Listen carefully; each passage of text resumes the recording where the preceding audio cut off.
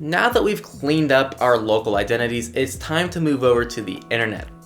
So far, everything leading up to this point has been pretty straightforward and simple to do. This is going to be the first lesson where many of you are going to find your limits. Erasing your online identity is very tough, and many of your accounts you've been using most likely for a good part of your life, and some of you may use them every day. So yes, this is the true beginning of a clean slate. Let's start with a wake-up call.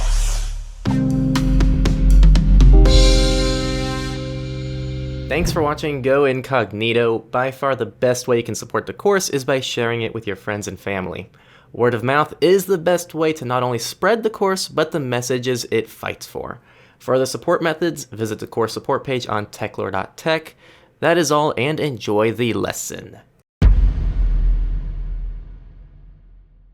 The first thing I want you to do is log into your main email and search sign up in the search bar to get an unofficial list of emails you've signed up for. You should also search verify as well. It might shock you to see how many services have your personal information. If one of these services experiences a breach, most of your other accounts will also be exposed, assuming you supply similar or even the same information. The sheer amount of services we mindlessly sign up for can be pretty insane.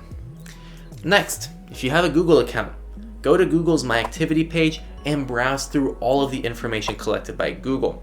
This can be very unsettling. For me, it was the recordings of every time I said "Okay Google" that freaked me out. Next, let's go to our good friend, google.com. I want you to type in your email address.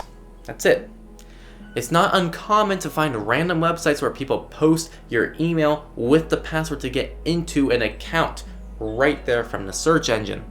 This comes from hacks and/or leaks, and this is how a lot of people are able to get into unprotected accounts. You can also search your full name, phone number, and other personal details to see if your info is out there. After that, go to Have I Been Pwned and type in your email address to see if any of your information has been leaked from data breaches. More than likely, you're going to find some stuff you don't want to see. If there's nothing, then congrats, you haven't suffered a leak with that email. Lastly, go to pipl.com and type your name here to see if your personal profile is available for anybody to view. A lot of you will have a profile here. There's also anywho.com, which has a reverse phone lookup I recommend you try out. These are just a few of the dozens of people searching websites out there. After doing all of that, my hope is that you at least see the potential risks in blatantly signing up for services with your personal information.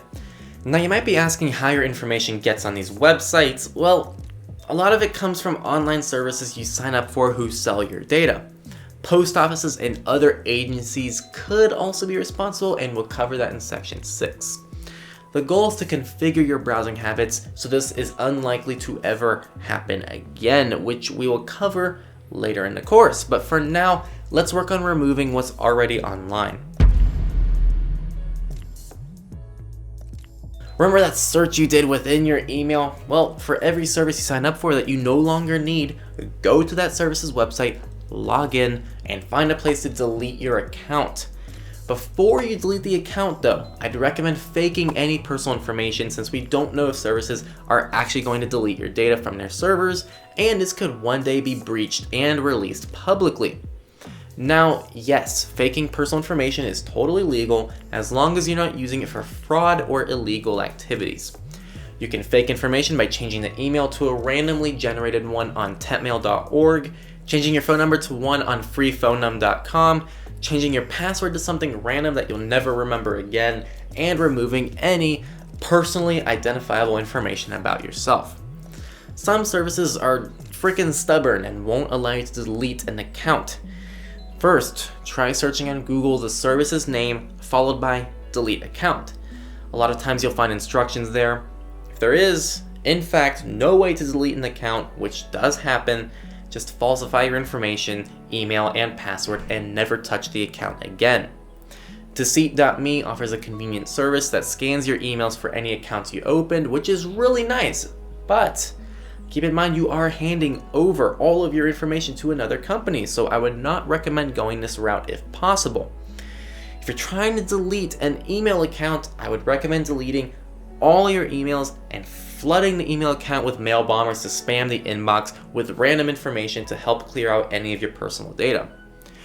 Another good resource to spark your memory for rogue accounts is justdeleteme.xyz, which has a list of different services that may help you remember.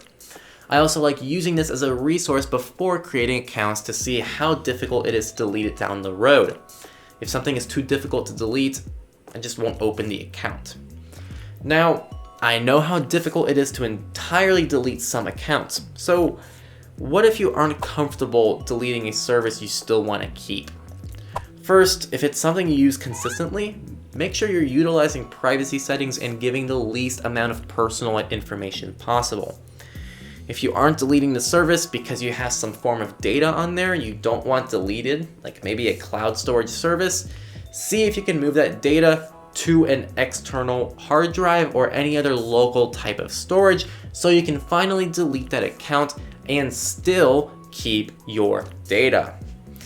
Next up is Google's My Activity page. Go to Delete Activity By, select All Time and All Products, then go to Activity Controls and turn everything off to stop this data collection. If you're looking to go to the next level, I'd advise deleting Google altogether. This is very tough to do, but for those of you who really value privacy, this is a necessary step. I put together a video breaking down the entire journey. As for alternatives for individual Google services, these will all be discussed throughout the course, like safe messaging platforms, cloud storage, emails, etc. Moving on, if you found anything exposing your real email, password, or any other information about you in a Google search or have I been pwned, then you've got a problem. Do not ignore this. You must immediately change your passwords on these accounts immediately. Don't forget about your other accounts which may use the same password. Alternatively, you can shut these accounts down altogether, which is what I'd recommend. As for exposed personal information, this is going to depend on whether or not you have the ability to remove it. If you do, then simply remove the identifiable information from the service and wait for Google to update its search engine. If you can't change or remove it, then contact the owner or writer of the page to see what they can do about it. Exposed pictures are a bit easier to track though. You can find them by dragging an image into Google Images to do a reverse image lookup and find where that picture is posted on the internet. Another website which does the almost exact same thing with slightly different results is TinEye. If you do find something on a site you have control of, simply log in and remove the image yourself. If you don't have control of the website, there are a couple options. 1. Contact the site support team and tell them you don't give permission to have that image on their website. They will typically honor this. If they don't, the second option is to file a DMCA request by following the instructions in the link found in the course sources. This should be a last call though, since it dives into legal waters and it could get you into trouble if you're misrepresenting the request. Let's discuss your favorite topic, social media. The obvious goal is to delete it altogether to dramatically improve your privacy, but I know a lot of you may not want to take that route. No matter what, avoid using your full name if possible, make sure your accounts are private, enable as many privacy settings as possible, and avoid entering any information that isn't needed. Facebook does not need to know your address or birthday, so why give it to them? Bonus points if your public profile picture doesn't include your full face, so strangers don't know what you look like without adding you as a friend. I'd also recommend you go on a friend/follower purge where you remove everybody you don't actually know from your account to avoid rogue snoops in your life. Once again, I'd advise removing it altogether, but I know some of you don't want to do that, but just know there is some severe privacy invasion going on, and it has been shown to negatively impact your mental health. Just something to think about. The very last thing you need to take care of is the people searching websites. How do you remove your information on these sites? Sadly, you're going to have to reach out to all of these companies individually and request them to remove your information. It's very tedious and every website has a different removal process. Computer World wrote an excellent guide going through people searching websites and how to remove your data on all of the major pages. This other website also has a guide which lays out the manual process, and they offer a service you can purchase to do it for you, although I would recommend going manual. Okay, at this point you should have hopefully have removed a good chunk of the services you don't use anymore, falsified any information for the ones that don't need your information, and only kept your actual information on as few services as possible.